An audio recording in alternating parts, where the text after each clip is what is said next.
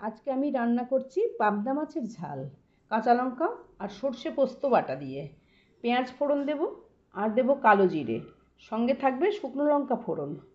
আর তাতে মশলাগুলো ঢেলে দিয়ে আমি কাঁচা লঙ্কা ওপর থেকে চিড়ে কয়েকটা দিয়ে দেব। আর রান্নার শেষে একটু সর্ষে তেল উপর থেকে ছড়িয়ে দিয়ে, ধনে পাতার কুচি ছড়িয়ে দিয়ে আমি মাছের ঝালটাকে নামিয়ে আনবো। মাছগুলোকে আমি হলুদ, নুন আর একটু সর্ষের তেল মাখিয়ে রেখে দিয়েছি। সর্ষের তেল মাখালে বলে পাবদা মাছ ফাটে না, সেই জন্যেই আমি সর্ষের তেল একটু মাখিয়ে নিয়েছি। আর অবশ্যই মাছগুলো ভাজার সময় একটু ঢাকা দিয়ে দিয়ে ভাজবেন, কেননা প্রচণ্ডভাবে ফাটে এই তৈলাক্ত মাছগুলো, সেই জন্যে আপনারা একটু ঢাকা দিয়ে করবেন। আপনারা রান্না করে খেয়ে দেখুন এই সর্ষে পোস্তর ঝালটা কেমন লাগলো। আমার রান্না করা হয়ে গেল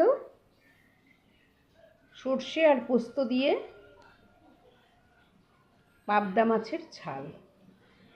উপর থেকে একটুখানি ছড়িয়ে দিয়েছি ধনে পাতার কুচি, আর রান্না করার সময় দিয়েছি উপর থেকে কাঁচা লঙ্কা আর শুকনো লঙ্কা ফোড়ন।